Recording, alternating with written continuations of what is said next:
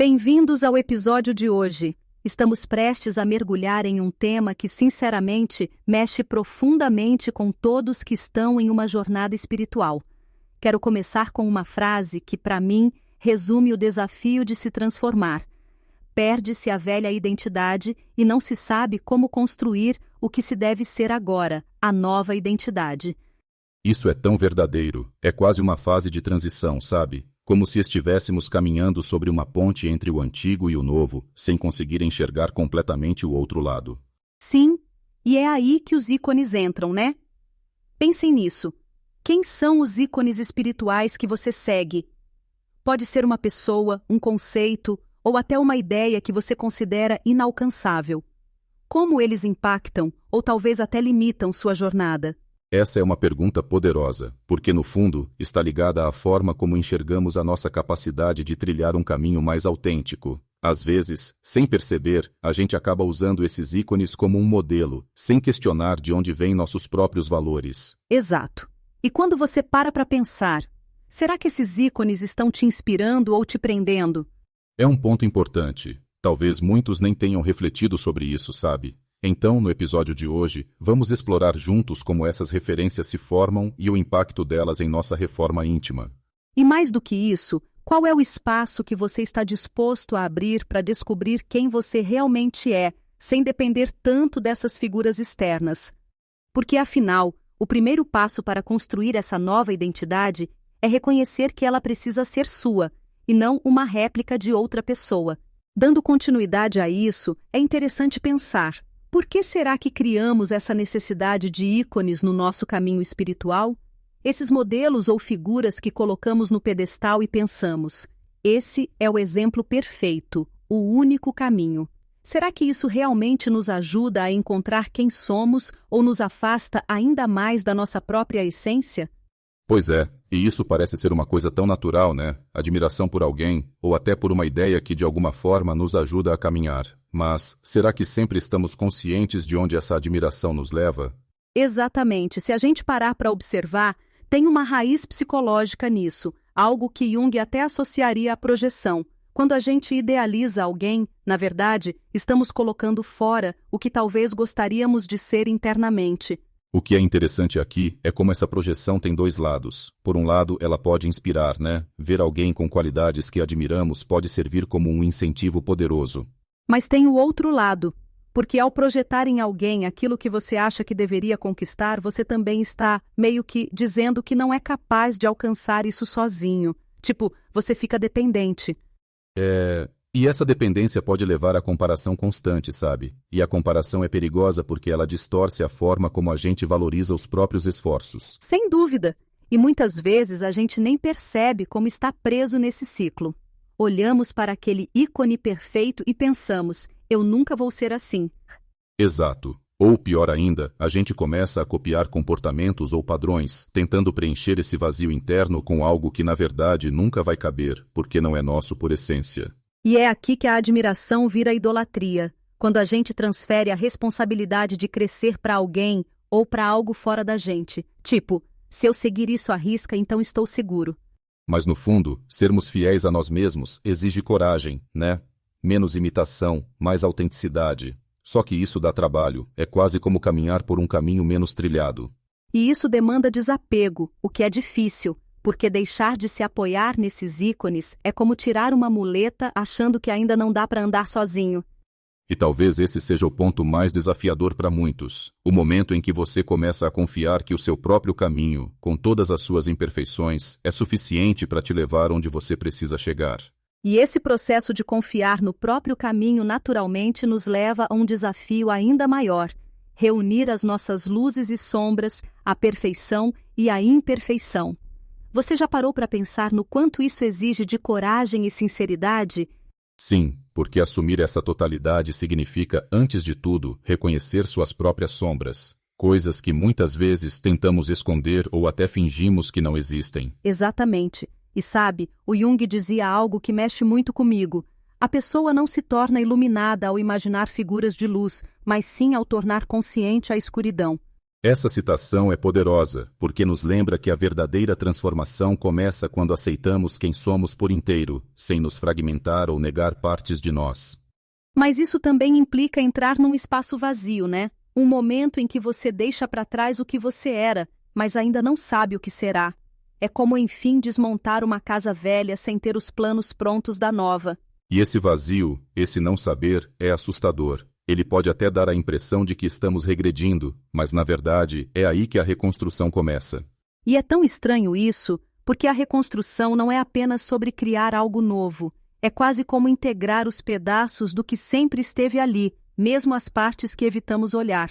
Isso me lembra o que o Viktor Frankl fala sobre mudança. Quando não podemos mais mudar uma situação, somos desafiados a mudar a nós mesmos. É nesse ponto que o vazio pode se transformar em força. Mas enfrentar esse vazio exige coragem, uma vontade de se despir das muletas, sabe? Porque às vezes temos tanto medo de ficarmos sem essas muletas, que preferimos nos apegar ao que é familiar, mesmo que não seja verdadeiro. E parte desse apego vem da nossa necessidade de controle. É difícil admitir que talvez o que precisamos é nos abrir para o desconhecido, sem garantias, mas com muita fé de que algo melhor pode surgir. E confiar nesse processo é como dar um passo no escuro, com a convicção de que você mesmo é capaz de iluminar o caminho, mesmo que por enquanto ainda pareça uma escuridão. E continuando nessa jornada de confiar no processo, me veio uma reflexão.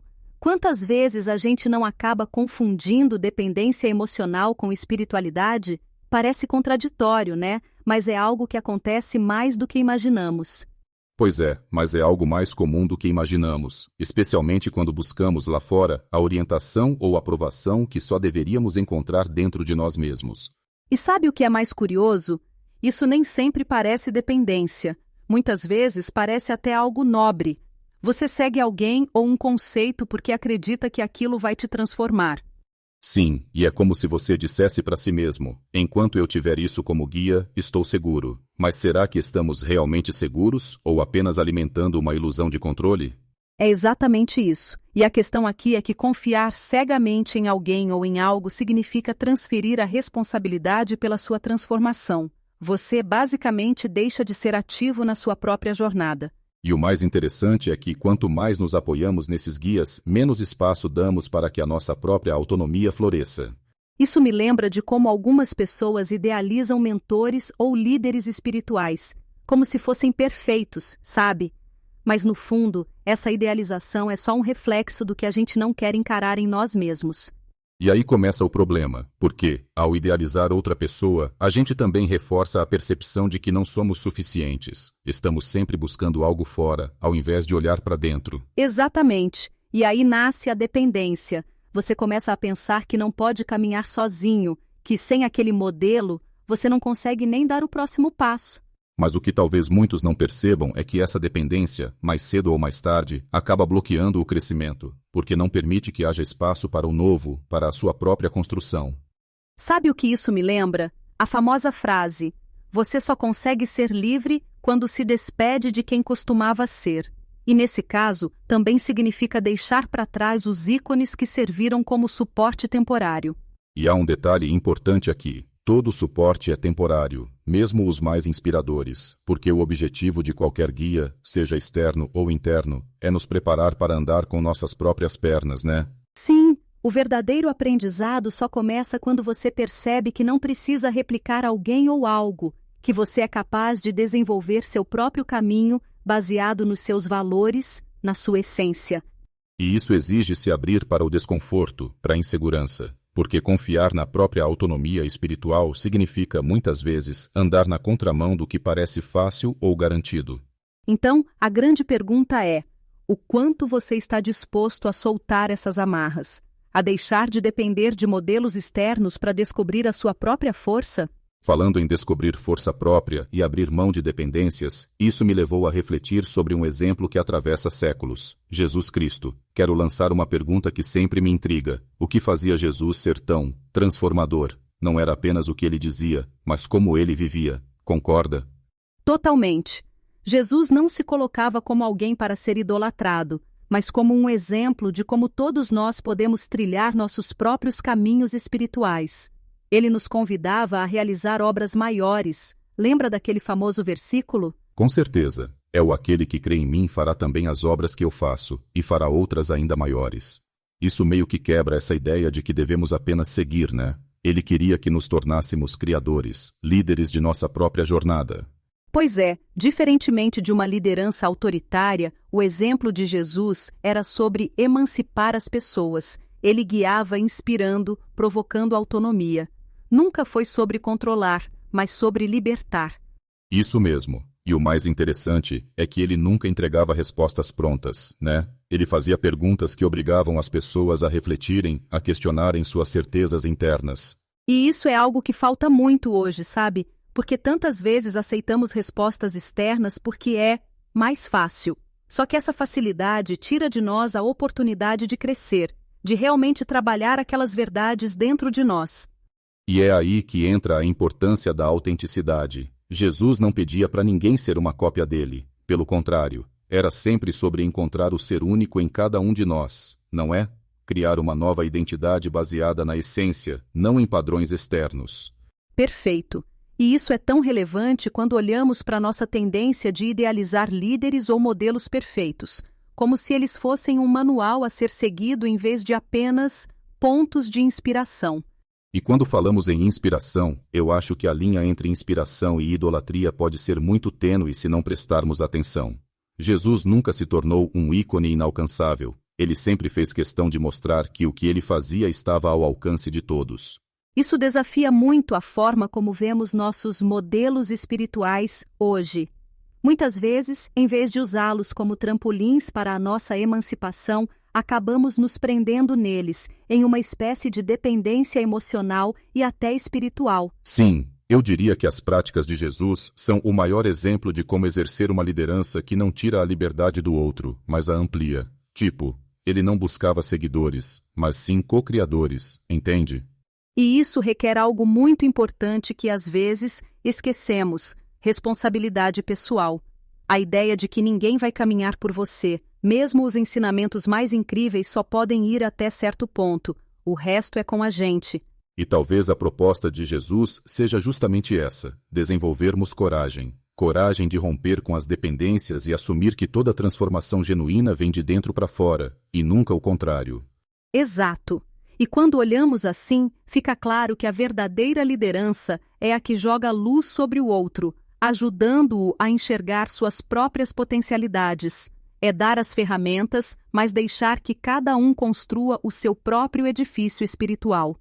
Isso me leva a pensar: será que estamos prontos para abandonar a necessidade de líderes icônicos e caminhar rumo a uma espiritualidade baseada em autonomia? Será que estamos prontos para abandonar a necessidade de líderes icônicos e assumirmos o protagonismo do nosso caminho? Ao longo dessa conversa, exploramos justamente como essa mudança nos desafia a assumir a responsabilidade pela nossa própria evolução. Não é algo que acontece de fora para dentro, mas de dentro para fora. Exato. E vimos como essa admiração pode até começar de forma saudável, mas se não prestarmos atenção, pode acabar nos aprisionando. É como se a gente esquecesse que o verdadeiro crescimento vem de dentro. E acho que o que fica disso tudo é perceber que esses ícones só fazem sentido quando são trampolins, nunca muletas. Eles devem nos inspirar a sermos melhores, mas não nos definir. Isso mesmo, porque no fundo não se trata de descartar as inspirações, mas de olhar para elas de forma crítica e transformar essa inspiração em autoconfiança e autonomia. E aqui vai o nosso desafio para a semana. Pensem em uma área da vida espiritual de vocês onde ainda há uma certa dependência externa. Pode ser um conceito, uma figura ou até uma prática que vocês sentem que substitui a responsabilidade pessoal. E escolham dar um passo, por menor que seja, em direção à autonomia.